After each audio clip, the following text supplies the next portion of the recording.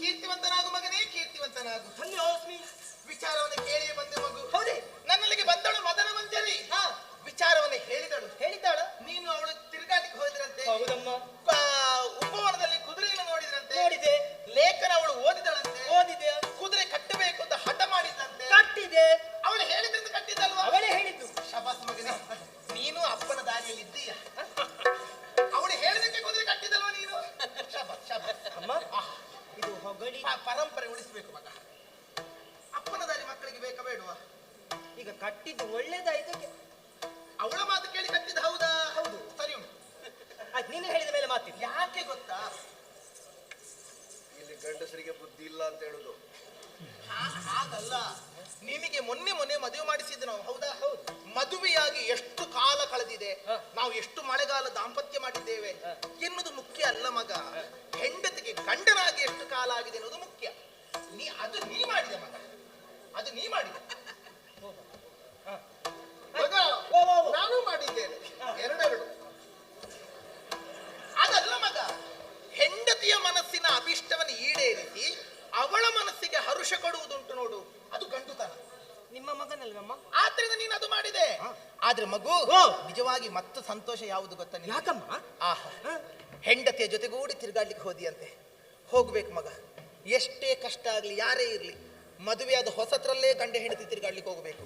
ಕೆಲವು ಗಂಡಸರಲ್ಲೇ ಇದ್ದಾರೆ, ಹೊಸತ್ರಲ್ಲಿ ತಿರುಗಾಡ್ಲಿಕ್ಕೆ ಹೋಗೋ ಹೇಳಿದ್ರೆ ಅಯ್ಯೋ ನಮಗೆ ಸ್ವಲ್ಪ ಕೆಲಸ ಉಂಟು, ಮತ್ತೆ ಹೋಗು ಅಂತ ಮುಂದಾಕೋದು. ಮತ್ತೆ ಕೆಲವು ಹೆಂಗಸರಿಗೆ ಉಂಟು, ಎಷ್ಟು ಸಲ ಕರ್ಕೊಂಡು ಹೋದ್ರು ನಾನು ಎಲ್ಲಿ ಹೋಗಿದ್ದೇನೆ, ನನಗೆ ಮನೆ ಕೆಲಸ ಬಿಟ್ಟರೆ ಬೇರೆ ಎಂತದ್ದುಂಟು. ವರ್ಷದಲ್ಲಿ 12 ಸೀರೆ ತೆಗೆದು ಕೊಡ್ತಾನೆ, ಆದ್ರೆ ಇವಳು ನನ್ನಲ್ಲಿ ಉಂಟು ಸೀರೆ. ಅದೊಂದು ಸತ್ಯ. ಈ ಸೀರೆ ಇವತ್ತೇ ನೋಡುದು ನಾನು. ಅದಲ್ಲ ಮಗು, ಅದಲ್ಲ. ಅದಕ್ಕಿಂತ ಅದು ಯಥಾರ್ಥಕ್ಕೂ ನಮ್ಮ ದೇವರಿಗೆ ಹರಿಕೆ ಬಂದದ್ದು ಮಗ. ಹೌದೌದೌದು.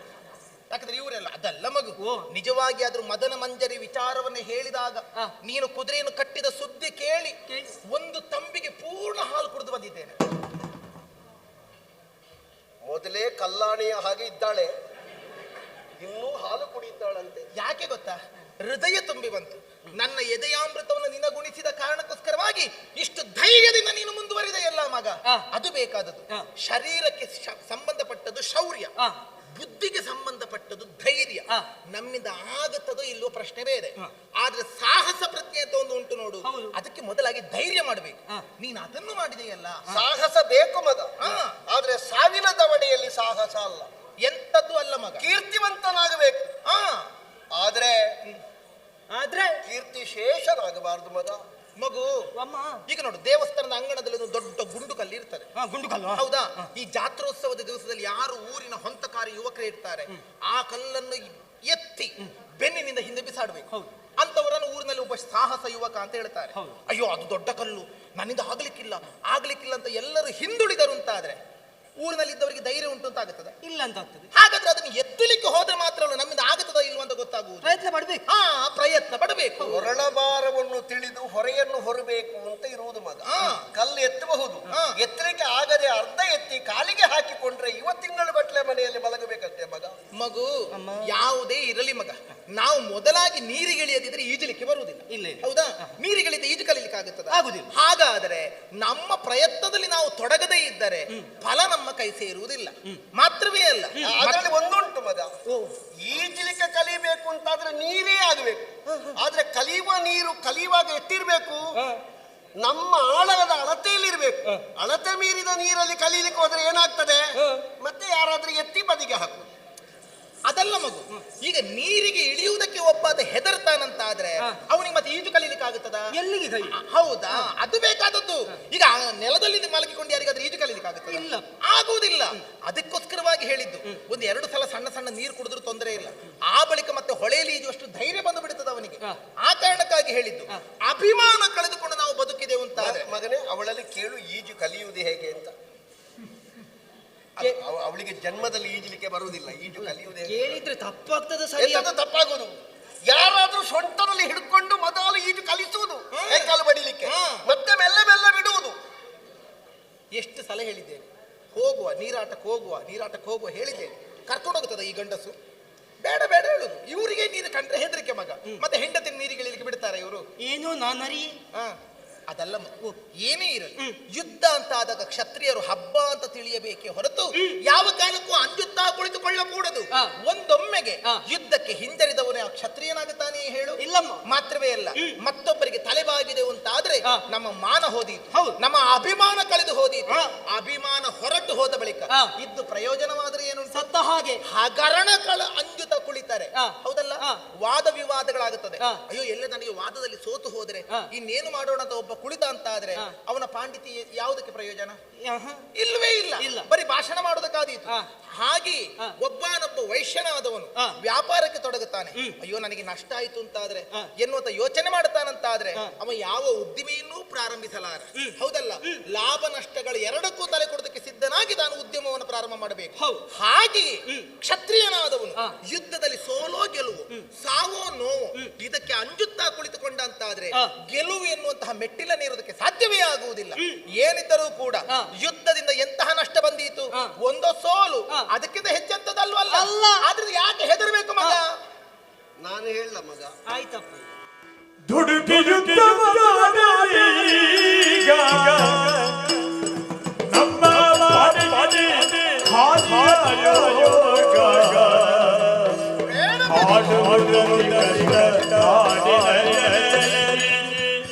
ಕೆಡುಕು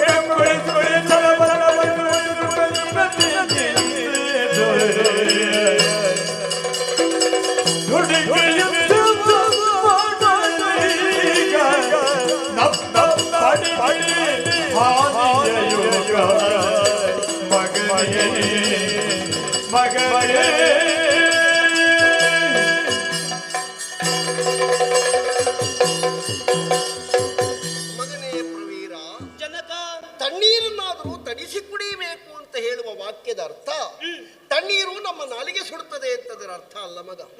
ವಿಷಯವನ್ನು ವಿಚಾರದ ಮೂಲಕವಾಗಿ ಮಂಥನ ಮಾಡಿ ನಾವು ಅದನ್ನು ಸ್ವೀಕರಿಸಬೇಕು ಅಂತ ಹೇಳುವುದು. ಈ ವಿಷಯದಲ್ಲಿ ಸಾಕಷ್ಟು ನಾವು ಯೋಚಿಸಬೇಕು ಮಗ. ದುಡುಕಿ ಯುದ್ಧವ ಕೈಗೊಂಡರೆ ಪರಿಣಾಮ ಏನಾಗ್ತದೆ? ಸಾವನ್ನೇ ತಂದೊದಗಿಸ್ತದೆ ಮಗ. ಯಾಕಂದ್ರೆ ಒಂದು ಧಾರ್ಮಿಕರಾದ ಪಾಂಡವರು ಇನ್ನೊಂದು ಧರ್ಮಯುಕ್ತವಾಗಿರುವಂತಹ ಅಶ್ವಮೇಧವನ್ನು ಕೈಗೊಂಡಿದ್ದಾರೆ. ಮತ್ತೊಂದು ನಾವು ಅವರ ಹಾಗೆ ಕ್ಷತ್ರಿಯರಾಗಿದ್ದೇವೆ. ಇನ್ನೊಂದು ಧರ್ಮರಾಯನಂತಹ ಯೋಗಿ ಸಜ್ಜನ ಕೈಗೊಂಡಿರುವಂತಹ ಕಾರ್ಯದಲ್ಲಿ ಧಾರ್ಮಿಕರಾದಂತಹ ನಾವುಗಳು ಸಹಕಾರವನ್ನು ಕೊಡಬೇಕಾದದ್ದು ನನಗೆ ರೀತಿ ನೀತಿ ಮಗ. ಅಲ್ಲ, ಕ್ಷಾತ್ರವನ್ನೇ ಮುಂದೊಡ್ಡಿ ಹೋಗುವುದಾದರೂ ಕ್ಷಾತ್ರದಲ್ಲಿ ಒಂದು ಸೂತ್ರ ಉಂಟು ಮಗ. ಪರಬಲವನ್ನು ನಾವು ಚೆನ್ನಾಗಿ ಅರ್ಥ ಮಾಡಿಕೊಳ್ಳಬೇಕು.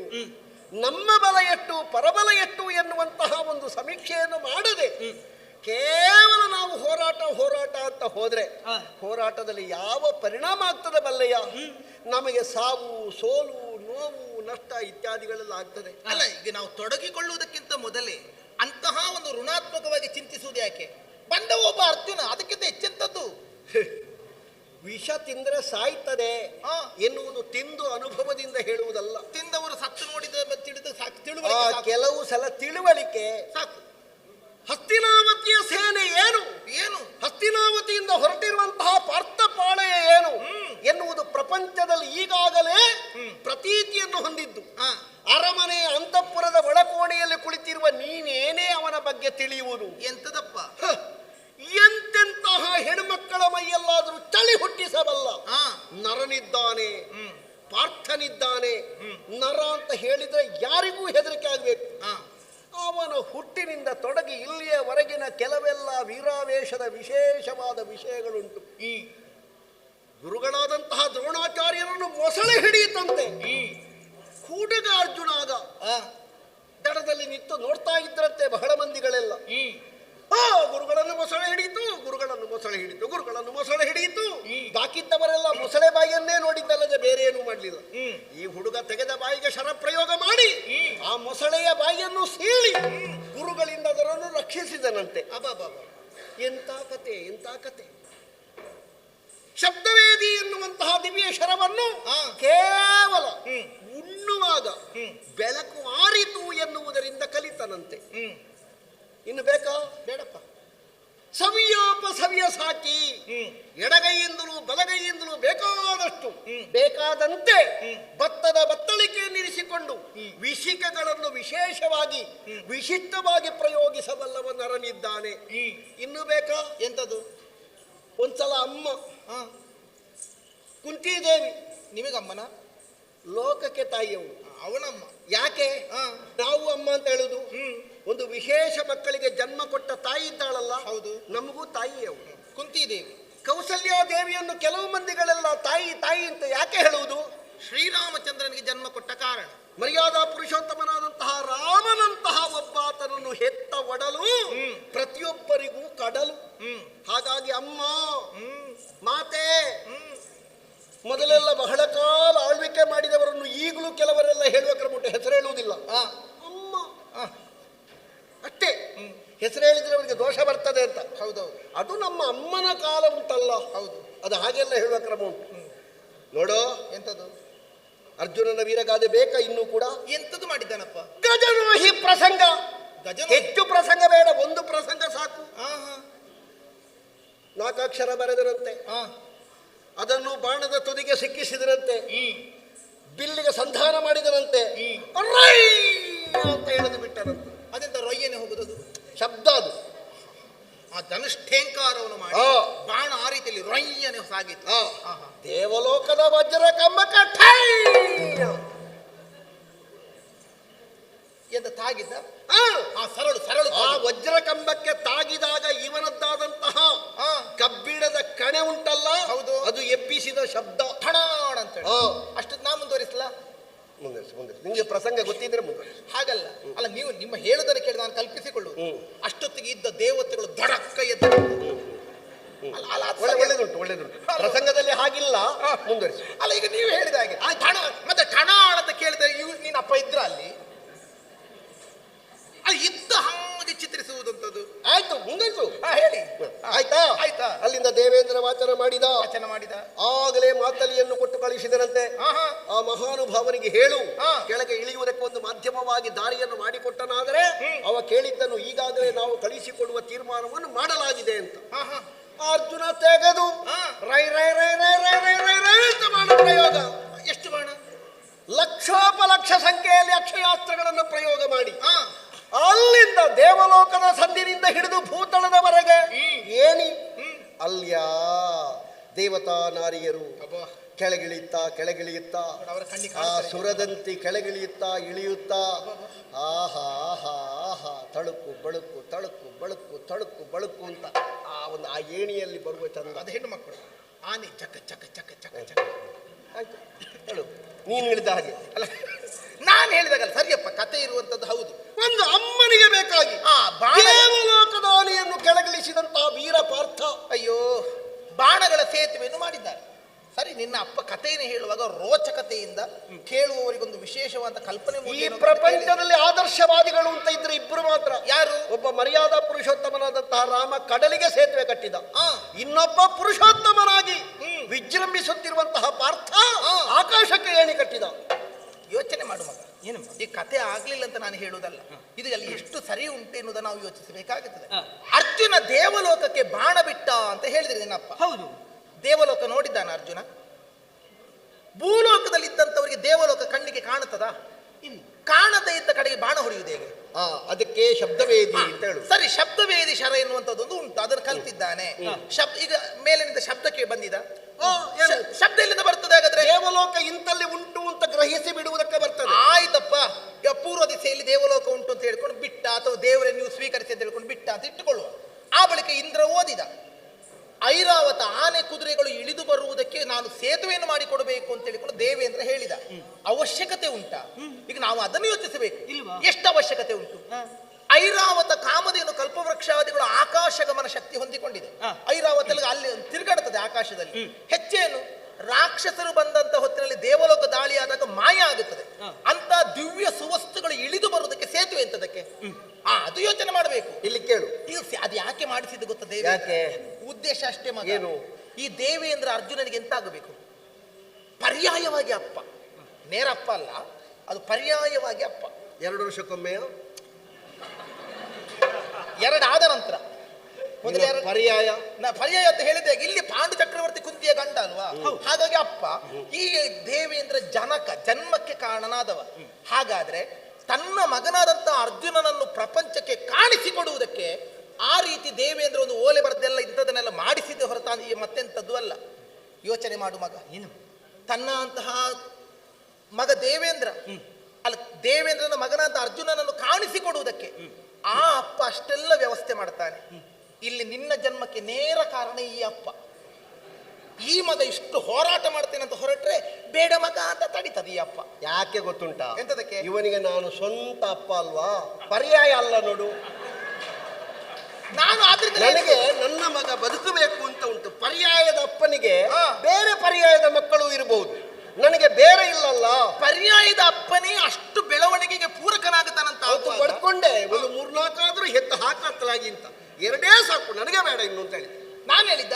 ನೀವೀಗ ಅರ್ಜುನನ ಅಷ್ಟೆಲ್ಲ ಹೇಳ್ತಿರಲ್ಲ, ಸುಮ್ಮನೆ ಹೇಳೋದು ನನ್ನನ್ನು ದೂರಬಾರದು. ಮಕ್ಕಳನ್ನ ನೋಡು. ಎಂತದ್ದು? ಹಾಗಾದ್ರೆ ಅವರು ದೇವಲೋಕದಿಂದ ಕೆಳಗಿಳಿಸುವುದಕ್ಕೆ ಕೇವಲ ಸುಮ್ಮನೆ ಹೇಳಿದ್ದು ಅಂತ ನೀನು ಹೇಳ್ತೀಯಲ್ಲ. ಹೌದು. ಒಂದು ಪರೀಕ್ಷೆಯನ್ನು ಬರೆ ಮಗ, ಹೌದು, 100 ಅಂಕವನ್ನು ಪಡೆದರೆ ನಿನಗೆ ಪ್ರಶಸ್ತಿ ಸಿಗ್ತದೆ. ಹೌದು. ಒಬ್ಬನಿಗೆ ಹೇಳ್ತಾರೆ, ಹಾ. ಅವ ಪಾಪ ಕಷ್ಟಪಟ್ಟು ರಾತ್ರಿ ಹಗಲು ಅಂತ ಇನ್ನದೇ ಓದಿ ಹಾ. ಏನೋ ಬರೆದು 100 ಅಂಕವನ್ನು ಗಳಿಸ್ತಾನೆ. ಹಾ. ಆ 100 ಅಂಕವನ್ನು ಹಿಡ್ಕೊಂಡು ಅವರಿಗೆ ಏನಾಗಬೇಕು? ಎಂತಾಗ್ಲಿಕ್ಕಿಲ್ಲ. ಇವ ಎಷ್ಟು ಅಂತ ಪರೀಕ್ಷಿಸುವುದಕ್ಕೆ 100 ಅಂಕದ ಬರವಣಿಗೆ. ಆದ್ರೆ ಒಂದು ಹಾಗೆಯೇ ಪರೀಕ್ಷೆ- ದೇವಲೋಕದ ಸಂಪತ್ತು ಕೆಳಗಿಳಿಬೇಕು ಅಂತಾದ್ರೆ ಯಾವುದೂ ಬೇಡದೇ ಇದ್ರು ಹಾ. ಇತ್ತಾದ್ರೂ ಅವನಲ್ಲಿ ಯೋಗ್ಯತೆ ಉಂಟಾ? ಹಾ. ಕೆಲವರೆಲ್ಲ ಸಾಲ ಕೊಡ್ತಾರೆ. ಹೌದು. ಏನ್ ಮಾಡ್ತೀಯಪ್ಪ ನೀನು? ಹಾ. ನಾನೊಂದು ವ್ಯಾಪಾರ ಮಾಡಬೇಕು ಅಂತ ಇದ್ದೇನೆ ಸ್ವಾಮಿ. ಹಾ. 8 ಲಕ್ಷದ್ದು, ಹಾ. 20 ಲಕ್ಷದ್ದು. ಹಾ. ನಿನ್ನಲ್ಲಿ ಎಷ್ಟು ಉಂಟು? ಹಾ. ನನ್ನಲ್ಲಿ ಏನೂ ಇಲ್ಲ. ನಿನಗಿಲ್ಲ ಸಾಲ, ಹೋಗು. ನನ್ನಲ್ಲಿ 10 ಲಕ್ಷ ಉಂಟು, ಆಗಿದ್ರೆ 5 ನಾನು ಕೊಡ್ತೇನೆ. ಅರ್ಥ ಆಯ್ತಾ ನಿನಗೆ? ಗೊತ್ತಾಯ್ತು. ಹಾಗೆ ಹಾ. ನೀನು ಇಷ್ಟು ಮಾಡಿದೆಯಾದ್ರೆ ಅಷ್ಟು ನಿನಗೆ ಸಿಗ್ತದೆ ಎನ್ನುವುದು ಕಪೋಲ ಕಲ್ಪಿತವಲ್ಲ. ಒಬ್ಬನ ಸಾಧನೆಯನ್ನು ನೋಡಿ ಅವ ಎಷ್ಟಕ್ಕೆ ಪರಿಣಾಮ ಇದ್ದಾನೆ ಎನ್ನುವುದನ್ನು ನೋಡುವುದಕ್ಕೆ ದೇವಲೋಕವಾಸಿ. ಸರಿ. ಆಯ್ತು, ಇನ್ನೊಂದು ಪ್ರಸಂಗ ಹೇಳ. ಆಯ್ತಪ್ಪ, ಎಂತದಪ್ಪ? ಈ ಲೋಕದಲ್ಲಿ ಹಾ. ನರನು ಹರನೊಡನೆ ಕಾದಾಡಿ ಕಣೆಯನ್ನು ಪಡೆದವ ಹರ ಏನು? ಹಾ. ಪಾಶುಪತ ಪ್ರಸಂಗ. ಅಯ್ಯಪ್ಪ, ಶಬರಾರ್ಜುನ, ಶಬರಾರ್ಜುನ, ಕಿರಾತಾರ್ಜುನ, ಇಂದ್ರ ಕೀಲಕ. ಏನು ಪ್ರಸಂಗ ಅದು? ಎಂತ ಪ್ರಸಂಗ? ಅಬ್ಬಾ, ಎಂತ ಅರ್ಜುನ, ಎಂತ ಅರ್ಜುನ. ಅರ್ಜುನ ಎಂತ ಅರ್ಜುನ ಅಂದ್ರೆ? ಅದರಲ್ಲೆಲ್ಲ ಮಿಂಚಿದ ಅರ್ಜುನ. ಅಲ್ಲ, ಶಬರಾರ್ಜುನ ಪ್ರಸಂಗದಲ್ಲಿ ಇವರೇ ಅರ್ಜುನ ಆದದುಂಟಪ್ಪ ಇವರಿಗೆ. ಅಲ್ಲ, ಅದು ನಮಗೆ ಒಂದು ಗೌರವ ಬರುದು. ಆ ಪ್ರಸಂಗ ಎಣಿಸಿದಾಗ. ಹೌದಪ್ಪ, ನಮ್ಮ ಹಿರಿಯರ ಬಗ್ಗೆ ಗೌರವ ಬರುದು. ಹಾ ಹಾ ಹಾ. ಅಲ್ಲ, ಆ ಪ್ರಸಂಗ ಈಗೆಲ್ಲ ಇಲ್ಲ, ಸತ್ತೋಗಿದೆ ಅದು. ಅಲ್ಲ ಎಂತದಪ್ಪ? ಏನು ಮಾಡಿದ್ದಾನೆ? ಹರನೊಡನೆ ಕಾದಾಡಿ ನರನು ಕಣೆಯ ಪಡೆದ ಪ್ರಸಂಗ. ಪಾಶುಪತ ಪ್ರಧಾನ ಗುದ್ದಿದ್ದಾನೆ ಅಲ್ವಾ? ಹೌದು. ಮಗು, ಈ ಕಥೆಯೂ ಅಷ್ಟೇ. ಅರ್ಜುನನನ್ನು ವೈಭವೀಕರಿಸಿದ್ದೇ ಹೊರತು ನಿಜವಾದ ಅರ್ಜುನನ ಪರಾಕ್ರಮ ಎಂತದ್ದು ಇಲ್ಲ ಮಗ. ಹೌದಾ? ಎಂತದಕ್ಕೆ ಗೊತ್ತಾ? ಅಲ್ಲಿ ಕತೆ ಮೊದಲೆಲ್ಲ ಬೇರೆ ಉಂಟು. ಕತೆ ಒಂದೇ ಪುಟದಲ್ಲಿ ಓದಿಕೊಂಡು ಹೋಗುದಲ್ಲ, ಅದ್ರ ಮುನ್ನುಡಿ ಎಲ್ಲ ಸ್ವಲ್ಪ ಓದಬೇಕು. ನಿನ್ನ ಅಪ್ಪ ಅದನ್ನು ಬಿಟ್ಟದ್ದು. ಮೊದಲ ಪುಟ ಹೀಗುಂಟು. ಎಂತದುಂಟು ಗೊತ್ತಾ? ಈಗ ಯೋಚನೆ ಮಾಡು. ಈಶ್ವರನ ಜೊತೆಯಲ್ಲಿ ಹೋರಾಟ ಮಾಡಿದ್ದಾನೆ ಅರ್ಜುನ. ಅದ್ರ ಮೊದಲೆಂತಾಗಿದೆ? ಈಶ್ವರನ ಕುರಿತಾಗಿ ಅರ್ಜುನ ತಪಸ್ಸು ಮಾಡ್ತಾ ಇದ್ದ. ಕೈಲಾಸದಲ್ಲಿ ನಿಂತುಕೊಂಡು ಈಶ್ವರ ನೋಡಿದ. ಜೊತೆಯಲ್ಲಿದ್ದಂತ ಪಾರ್ವತೀ ದೇವಿ ಗಮನಿಸಿದಳು. ಯಾರ ಹುಡುಗ? ಅದು ನಮ್ಮ ಹುಡುಗ. ಯಾರು? ಅರ್ಜುನ. ಏನವನ ವಿಶೇಷತೆ? ಅಯ್ಯೋ, ಅವನ ಬೆನ್ನು ನೋಡಿದವರು ಯಾರೂ ಇಲ್ಲ. ಅಂದ್ರೆ ಅವನು ಯುದ್ಧ ಕ್ಷೇತ್ರದಲ್ಲಿ ಬೆನ್ನು ತೋರಿಸವನಲ್ಲ. ಹಾಗಾದ್ರೆ ನನಗೊಮ್ಮೆ ಅವನ ಬೆನ್ನು ನೋಡ್ಬೇಕು. ಆ ಪಾರ್ವತಿ ದೇವಿ ಹೇಳಿದ್ಲಂತೆ, ಸ್ವಲ್ಪ ನನ್ನ ಹಾಗಿದ್ದ ಹೆಂಗಸವಳು. ಹಾಗೆ ಸ್ವಲ್ಪ ಜಿಜ್ಞಾಸುವಾಗಿ, ವಿಚಕ್ಷಣಮತಿತ್ವ. ಸಾಧಾರಣ ಪಾರ್ವತಿ ದೇವಿ ಹಾಗೆ ಇದ್ದೀಯ, ಒಟ್ಟು ಸ್ವಲ್ಪ ದೊಡ್ಡದು ಬೇಕಷ್ಟೇ. ಪಾರ್ವತಮ್ಮ. ಹೌದು. ಆ ಬಳಿಕ ಏನು ಮಾಡಿದ್ರು?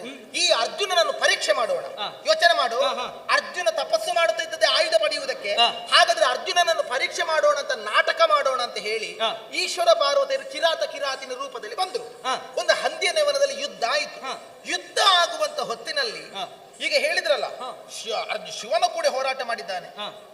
ಆ ಈಶ್ವರ ಗುದ್ದಿದ ಒಂದೇ ಪೆಟ್ಟಿಗೆ ಅರ್ಜುನ ನೊರೆ ರಕ್ತ ಕರಿಬಿದ್ದಿದ್ದಾನೆ. ಆಗ ಪಾರ್ವತಿ ದೇವಿ ಹೇಳಿದ್ಲಂತೆ, ನಾವು ಅವನನ್ನು ಪರೀಕ್ಷೆ ಮಾಡ್ಲಿಕ್ಕೆ ಬಂದದ್ದು, ಅವನಿಯನ್ನು ಅನುಗ್ರಹಿಸ್ಲಿಕ್ಕೆ ಬಂದದ್ದು. ನೀವೆಂತದ್ದು ನಾಟಕ ಅಂತೇಳಿ ಅವನ ಹುಡುಗನನ್ನು ಹೊಡೆದು ಕೊಲ್ತೀರಾ, ತಿನ್ನುತ್ತೀರಾ ಅಂತ ಕೇಳಿದ್ಲಂತೆ. ಆಗ ಶಿವನು ಸುಮ್ಮನಾದ. ಆ ಬಳಿಕ ಈ ಅರ್ಜುನ ಎದ್ದವನು ನೋವಿನಿಂದ ಚಡಪಡಿಸಿ ಕಾಡಿನಲ್ಲಿದ್ದಂತ ಹೂವೆಲ್ಲ ತಂದು ಮರಳಲಿಂಗ ಮಾಡಿ ಪೂಜೆ ಮಾಡಿದ. ಇಲ್ಲಿ ಮರಳಲಿಂಗಕ್ಕೆ ಹೂ ಹಾಕಿದ್ರೆ ಅಲ್ಲಿ ಕಿರಾತನ ಕಾಲಲ್ಲಿ ಹೂ ಬೀಳ್ತದೆ. ಇದೆಂತದಪ್ಪ ಚೋದ್ಯ ಅಂತ ಗೊತ್ತಾದ ಮೇಲೆ ಅಡ್ಡ ಬಿದ್ದ, ಕೈ ಮುಗಿದ. ಶಿವ ಶಕ್ತಿಗೆ ಮೆಚ್ಚಿಕೊಟ್ಟದ್ದಲ್ಲ, ಭಕ್ತಿಗೆ ಮೆಚ್ಚಿಕೊಟ್ಟದ್ದು. ಕಥೆಯನ್ನು ತಿರುಗಿಸಿಕೊಂಡು ಇವರು ಹೀಗೆ ಹೇಳು. ಓ ಪ್ರಸಂಗ ಹೀಗುಂಟ. ಮೊದಲೇ ಕೊಡ್ತೇನಂತ ಬಂದದ್ದು. ಅದು ನಿನ್ನ ಅಪ್ಪ ಬರೆದ ಪ್ರಸಂಗ ಪಠ್ಯ. ಎಂತದಕ್ಕೆ ನೀನು ತಪ್ಪೆಲ್ಲ ಹೇಳುವುದು ಯಾಕೆ? ತಪ್ಪು ಎಂತದ್ದು ಮತ್ತೆಂತ? ನಾವು ಶಿವ ಭಕ್ತಿಗೆ ಕೊಟ್ಟದ್ದು ಹೊರತು ಶಕ್ತಿಗೆ ವ್ಯಾಸ ಮಹರ್ಷಿಗಳು ಪ್ರತಿಸ್ಮೃತಿ ಮಂತ್ರವನ್ನು ಹೇಳಿ ಧರ್ಮರಾಯನಿಂದ ಬೆಳೆಗೊಂಡಿರುವಂತಹ ಅರ್ಜುನ ಇಂದ್ರಕೀಲಕ ಪರ್ವತವನ್ನು ಸೇರಿ ತಪಸ್ಸು ಮಾಡುತ್ತಿರುವಾಗ ಉರಿಯ ಜ್ವಾಲೆಯನ್ನು ತಡೆಕೊಳ್ಳುವುದಕ್ಕೆ ಅಸಾಧ್ಯರಾದಂತಹ ಋಷಿಮುನಿಗಳು ಕೈಲಾಸಕ್ಕೆ ಹೋದಾಗ ಶಿವನೇ ಕಿರಾತ ರೂಪದಿಂದ ಬಂದ. ಅಲ್ಲ, ಅದ್ರ ಒಂದು ಪಾರ್ವತಿ ಅಂದ್ರೆ ಹೇಳಿದ್ದಾನ? ಹೌದು. ಮತ್ತೆ ಪಾರ್ವತಿ ಬರ್ತೇನೆ ಹೇಳಿದ್ದಾಳ. ಕಿರಾತ ರೂಪದಿಂದ ಅವರಿಬ್ಬರು ಇಳಿದ್ರು ಕಿರಾತಿಣಿಯರಾಗಿ. ಪಶುಪತಿಯ ಪದಹತಿಗೆ ಬಾಯೊಳಗೆ ಬಿಸಿರಕುತವ ಕಾರಿ ಮತ್ತೆ ನರನು ಚೇತನಗೊಂಡು ಮಳಲಲಿಂಗವನ್ನು ಮಾಡಿ ಪೂಜಿಸಿ ಪಡಪಡಲವ ಕಿರಾತ ಬಾಯುದ್ದಕ್ಕೆ ಅಂತ ಕರೆದದ್ದು. ಪ್ರಸಂಗದಲ್ಲಿ ಪ್ರಧಾನ ಪದ್ಯ ಬಿಟ್ಟು ಮಾತಾಡಬೇಡ ನೀನು. ನನಗೆ ಆ ಪ್ರಸಂಗದ ಬಗ್ಗೆ ಇದ್ದ ಅಭಿಮಾನ ಕಳಿಬೇಡ ನೀವು. ಇವಳಿಗೆ ಯಾಕೆ ಗೊತ್ತುಂಟ? ಅಟ್ಟು ಅದರಲ್ಲಿ ಕಹಿ, ಶ್ರೀವೇಶಕ್ಕೆ ಕೆಲಸ ಕಡಿಮೆ ಅದರ. ಎಂತದ್ದು ಅಲ್ಲ ಮಗ. ಈಗ ಮತ್ತೆ ಯೋಚನೆ ಮಾಡು. ಅರ್ಜುನ ಅಷ್ಟು ಮಾಡಿದ್ದಾನೆ ಇಷ್ಟು ಮಾಡಿದ್ದಾನೆ ಅಂತ ಹೇಳೋದಕ್ಕೆ ಕಾರಣ ಎಂತದ್ದು? ಈಗ ಆಗ ಹೇಳಿದ್ರು ಮಕ್ಕಳು ಪರೀಕ್ಷೆ ಬರುವಾಗ 100ಕ್ಕೆ 100 ಅಂಕ ಪಡೆದರೆ ಗುರುಗಳಿಗೇನು ಅಲ್ಲ, ಕೊಡುವವರಿಗೇನು ಅಲ್ಲ ಅಂತ ಹೇಳಿಕೊಂಡು. ಆದ್ರೆ ಅಂತಹ ಪರೀಕ್ಷೆಯಲ್ಲಿ ಬರೆಯುವಂತ ಮೊದಲು ಆ ಮಕ್ಕಳಿಗೆ ಪಾಠ ಮಾಡೋದು ಯಾರು? ಅದೇ ಗುರುಗಳು. ಈಗ ದೇವೇಂದ್ರ ಅಷ್ಟನ್ನು ಕೊಟ್ಟ, ಅವ ಇಷ್ಟು ಸಂಪಾದಿಸಿದಂತ ಆದ್ರೆ ಈ ಅರ್ಜುನ ಹುಟ್ಟುವಂತ ಮೊದಲೇನಾಗಿದೆ? ಕುಂತಿ ದೇವಿ 1 ವರ್ಷದ ಪರ್ಯಂತರವಾಗಿ ತಪಸ್ಸು ಮಾಡಿದ್ದಾಳೆ. ಆ ಕಾರಣಕ್ಕೋಸ್ಕರವಾಗಿ ಇಂದ್ರೋಪಾಸನೆಯನ್ನು ಮಾಡಿಕೊಂಡು ಇಂದ್ರನ ಅಂಶದೇವ ಹುಟ್ಟಿದ್ದಾನೆ. ಹೌದಾ? ಹಾಗಾಗಿ ಅರ್ಜುನ ಅಷ್ಟೇ ಎತ್ತರಕ್ಕೇರಿದ್ದಾನೆ. ನಾನು ಹೇಳಿದ್ದೇನೆ, ಬಡ್ಕೊಂಡಿದ್ದೇನೆ, ತಡೀರಿ, ಅವಸರ ಮಾಡಬೇಡಿ, ನಾನೊಂದು 48 ಶನಿವಾರ ಆದ್ರೂ ಕೂತ್ಕೊಳ್ತೇನೆ. ಕೇಳ್ತಾರ ನಿನ್ನಪ್ಪ? ಮತ್ತೆ ಈಗ ಹೇಳ್ತಾರೆ ಹಾಗೆ. ಎಂತದಕ್ಕೆ ಶನಿವಾರ ಕೂತ್ಕೊಳ್ಳುವುದು? ವ್ರತ ಮಾಡ್ತೇನೆ ಹೇಳಿದ್ದು, ಒಳ್ಳೆ ಮಕ್ಕಳು ಹುಟ್ಟುದಕ್ಕೆ. ಬೆಳಿಗ್ಗೆದ್ದು ತಂಗಳನ್ನ ಉಣ್ಣುವಳು ಇವಳು ವ್ರತೋಪಾಸನೆ ಮಾಡುವುದ? ಹಾಗಾದ್ರೆ ತಂಗಳನ್ನು ಅವಳು ಎಂತದ್ದು ಬೇಕಾದ್ರೂ ಮಾತಾಡಿ ಮಗ. ಬೇಡ ಮಗ, ಹೋಗುದು ಬೇಡ ಮಗ. ಯುದ್ಧ ಆದ್ರೆ ನಷ್ಟ ಆಗುತ್ತದೆ, ಕಟ್ಟಾಗ್ತದೆ, ಸಾಯ್ತದೆ. ಸಾಯುವುದಕ್ಕಿಂತಲೂ ನಮ್ಮ ಮಾನ ಹೋಗುತ್ತದೆ.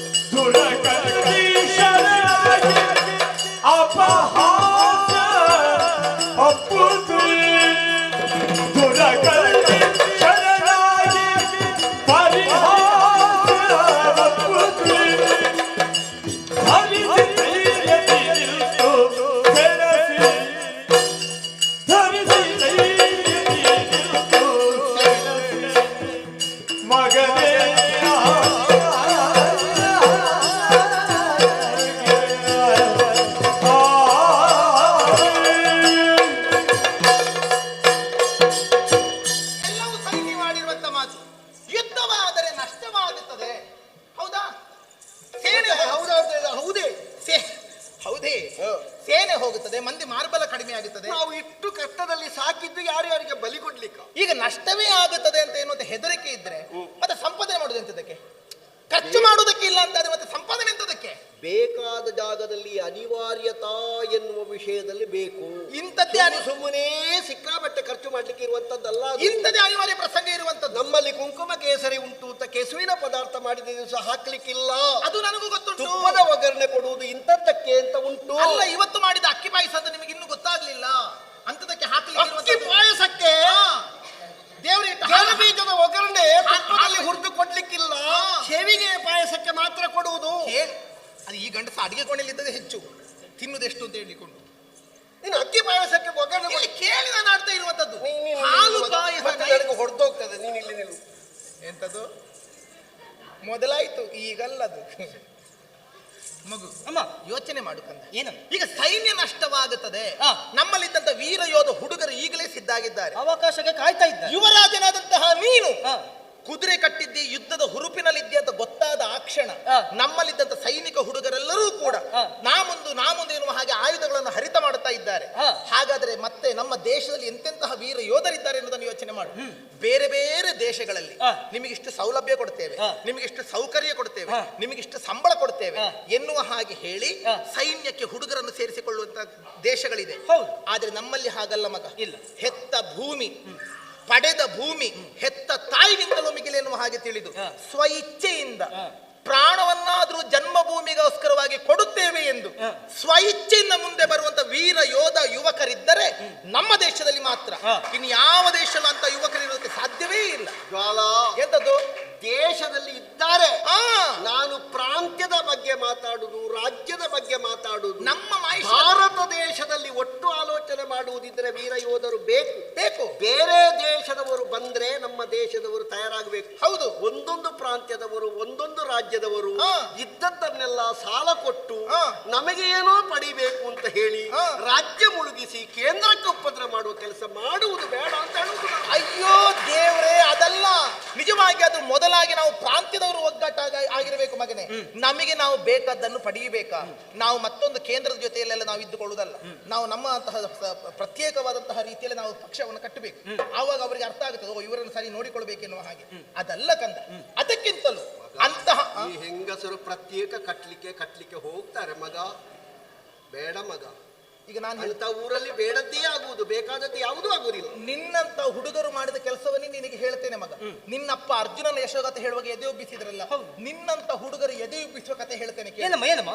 ಲವಕುಶರೆನ್ನುವಂತ ಇಬ್ಬರು ಸಣ್ಣ ಮಕ್ಕಳು ವಾಲ್ಮೀಕಿ ಋಷಿ ಆಶ್ರಮದಲ್ಲಿ ಇದ್ದವರು. ಆ ಹುಡುಗರ ಹತ್ರ ಸೈನ್ಯ ಇತ್ತ ಮಗ? ಇಲ್ಲ. ಅಯೋಧ್ಯೆಯ ರಾಮ ಮಾಡಿದ ಅಶ್ವಮೇಧದ ಕುದುರೆಯನ್ನು ಕಟ್ಟಿ ಆ ಹುಡುಗರು ಗೆಲ್ಲಿಲ್ವಾ? ಗೆದ್ದಿದ್ದ. ಮತ್ತೆ ಆಗುದಿಲ್ವಾ? ಎಂತದ್ದು ಗೆದ್ದಿದ್ದಾರೆ? ಎಂತದ್ದು ಗೆದ್ದಿದ್ದಾರೆ ಅಂದ್ರೆ ಅಯೋಧ್ಯೆಯ ಸೇನೆಯನ್ನು ಮಣಿಸಿದ್ದಾರೆ.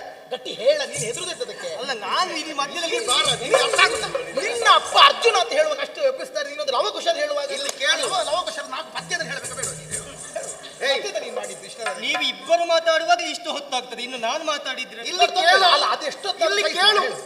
ಲವಕುಶರು ಗೆದ್ದಿದ್ದಾರೆ. ಕಾರಣ ಹೇಳ್ತೇನೆ ನಾನು. ಎಂತದ್ದು? ಅವರು ಸೀತೆಯ ಹೊಟ್ಟೆಯಿಂದ ಹುಟ್ಟಿದವರು. ಒಂದು ಸೀತೆಯ ಹೊಟ್ಟೆಯಲ್ಲಿ ಇರುವಾಗಲೇ ರಾಮನಿಂದ ಅವರಿಗೆ ಬೇಕಾದಂತಹ ವಿಜೃಂಭಕಾಸ್ತ್ರವೇ ಮೊದಲಾದಂತಹ ವಿದ್ಯೋಪದೇಶವನ್ನು ಅಕ್ಷರ ರೂಪದಿಂದ ರಾಮನೇ ಗರ್ಭಸ್ಥ ಶಿಶುಗಳಿಗೆ ಬೋಧಿಸಿದ್ದ. ರಾಮಸೇನೆಯನ್ನು ಮಣಿಸುವಲ್ಲಿ ವಾಲ್ಮೀಕಿ ಮಹರ್ಷಿಗಳಂತಹ ದಿವ್ಯ ತೇಜಸ್ವಿಗಳ ಪೂರ್ಣಾನುಗ್ರಹವೂ ಇತ್ತು.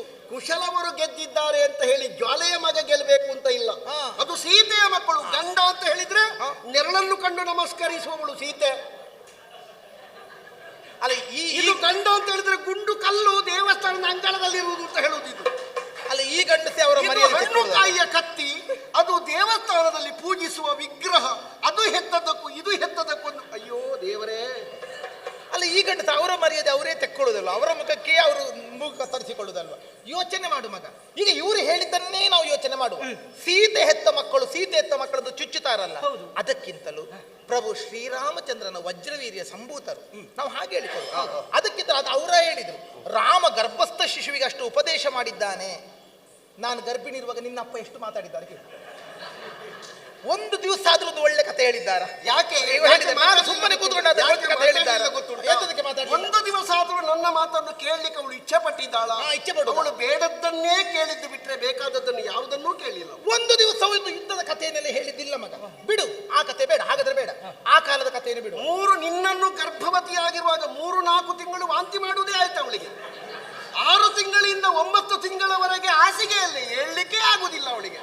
ಅವಳು ಹೊಸ್ತು ಹೆತ್ತ ಹಾಗೆ. ಮತ್ತೆ ಹೊಸದೇ ಇರದೆ ಮತ್ತೆಂತದ್ದು? ಹೊಸದೇ ಇರದೆ ಅದು ಗಂಡಸರಿಗೆಲ್ಲ ಹೆತ್ತು ಗೊತ್ತಾಗಬೇಕು. ಆಗ ಅಂದಾಜಾಗುತ್ತದೆ ಹೆರುವುದು ಎಷ್ಟು ಕಷ್ಟ ಅಂತ ಹೇಳಿ. ಅದು ಒಂದು ಜಾತಿಯಲ್ಲಿ ಗಂಡು ಹೆರ್ತದೆ. ಎಂತದ್ದು ಹೆರುವುದು? ಕೇಸರಗತ್ತೆ ಗಂಡು ಹೆರ್ತದೆ. ಹೆರ್ತದೆ ಆಮೇಲೆ ಸಾಯ್ತದೆ ಅಷ್ಟೇ. ಅದು ಉಂಟು ಮಗು. ಬೇಡ, ಈ ಕಾಲದ ಕೃಷ್ಣ ಬಲರಾಮರ ಕಥೆಯನ್ನೇ ನಾವು ಪಡೆದುಕೊಳ್ಳುವ. ಹೌದಾ? ಮಾಗದ ಅಕ್ಷೋಹಿಣಿ ಸಂಖ್ಯೆ ಸೈನ್ಯ ಕೂಡಿಕೊಂಡು ಆ ಮಧುರೆಯ ಮೇಲೆ ದಂಡೆತ್ತಿಕೊಂಡು ಬಂದ. ಏನು ಮಗ, ಆ ಯಾದವ ಹುಡುಗರಾದಂತಹ ರಾಮಕೃಷ್ಣರಲ್ಲಿ ಸೈನ್ಯ ಸಂಗ್ರಹ ಇತ್ತೆ ಹೇಳು? ಇಲ್ಲವಲ್ಲ. ಆ ಎರಡು ಹುಡುಗರೇ ಮಾಗದನ ಸೈನ್ಯವನ್ನು ಅಕ್ಷಯಣೆ ಸಂಖ್ಯೆಯಲ್ಲಿ ನಿರ್ನಾಮ ಮಾಡಿದ್ದಾರಂತೆ. ಮತ್ತೆ ಹುಡುಗನಾದ ನಿನಗಾಗದೆ ಏನು? ಯಾಕೆ ನಿರ್ನಾಮ ಮಾಡಿದ್ರು ಕೇಳು. ಹೌದು ಅಂತ ಹೇಳ್ಬೇಡ.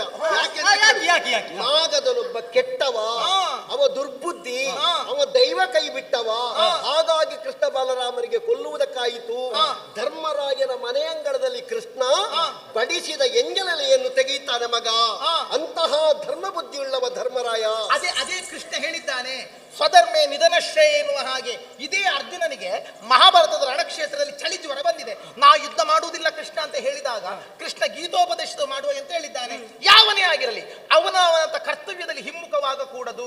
ಕರ್ತವ್ಯಂ ಕುರು ಎನ್ನುವ ಹಾಗೆ ಹೇಳಿದ ಕೃಷ್ಣ ಕೇವಲ ಅರ್ಜುನನಿಗೆ ಮಾತ್ರ ಅಲ್ಲ, ಲೋಕಕ್ಕೆ ಹೇಳಿದ್ದು. ಕ್ಷತ್ರಿಯರ ಅಂತ ನಾವು ನಮ್ಮ ಸ್ವಧರ್ಮದಲ್ಲಿ ಆಚರಣೆಯಲ್ಲಿ ಮುಂದಾದ್ರೆ ತಪ್ಪೆಂತದು ಕೇಳು. ಇಲ್ಲಿ ಕೇಳು. ಧರ್ಮ ಅಂತ ಹೇಳಿ ಎಲ್ಲವನ್ನೂ ಒಂದೇ ಲೆಕ್ಕ ತಕ್ಕಡಿಯಲ್ಲಿ ಹಾಕುವುದಲ್ಲ. ಅಲ್ಲಿ ಕೌರವರು ದುಷ್ಟರಾದಂತಹ ಕೌರವರು ನಿಮ್ಮ ಭೂಮಿಯನ್ನು ಕೊಡುವುದಿಲ್ಲ ಅಂತಾದ್ರೆ ನಿಮ್ಮ ಧರ್ಮದ ಮುಖದ ಮೂಲಕವಾಗಿ ನೀವು ಸ್ವಾಧೀನೀಕರಿಸುವುದಕ್ಕೆ ರಣಸನ್ನದ್ಧರಾಗಬೇಕು ಅಂತ ಕೃಷ್ಣ ಗೀತೋಪದೇಶ ಮಾಡಿದ. ಒಳ್ಳೆಯವರಿಗೆ ಒಳ್ಳೆ ರೀತಿಯಲ್ಲಿ ಒಳ್ಳೆ ಉಪದೇಶ ಆಯಿತು ಮಗ. ನಾನೀಗ ಹೇಳುತ್ತಾ ಇರುವುದು ಗೀತೋಪದೇಶದ ಒಂದು ವಾಕ್ಯವೇ.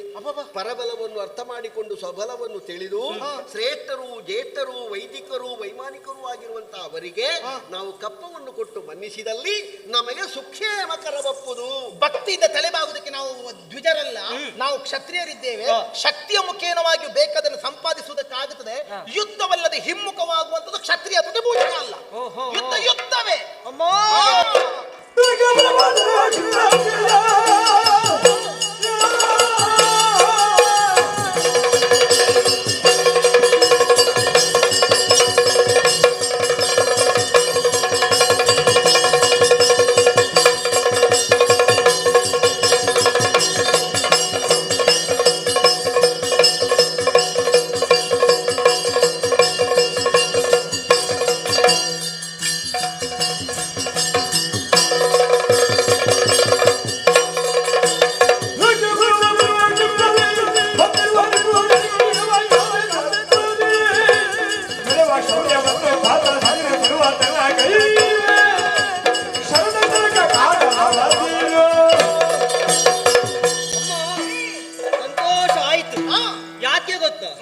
ಎರಡು ವಿಷಯಕ್ಕೆ ಬೇಕಾಗಿ.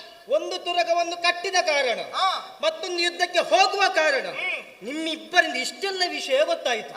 ಅಮ್ಮ, ಅಪ್ಪನಿಗೆ ಹೇಳಿದ್ರು ಕೂಡ ಒಪ್ಪಿಗೆ ಸಿಗುವುದಿಲ್ಲ.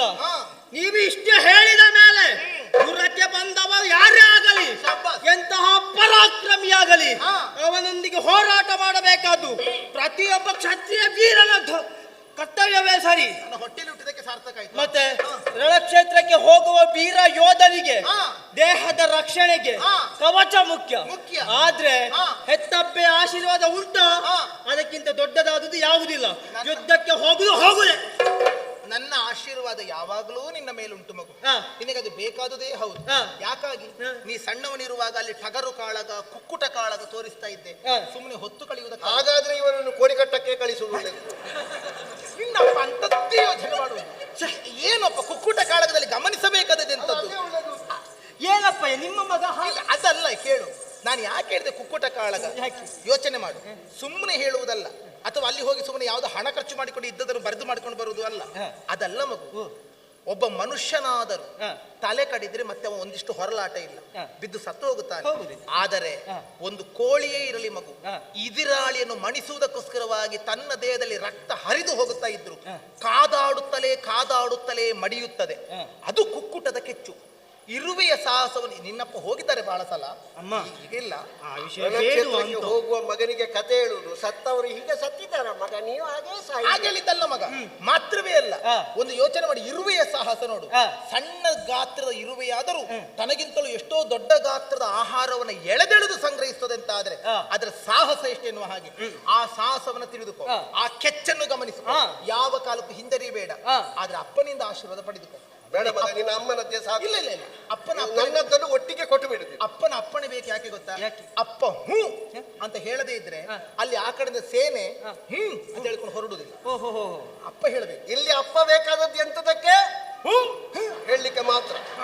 ಬೇರೆ ಎಂತದ್ದು ಕಪ್ಪ ಬೇಡ. ಹೌದೌದು. ಅಪ್ಪಯ್ಯ ಹೇಳಿ ಅಪ್ಪಯ್ಯ. ಹೂ.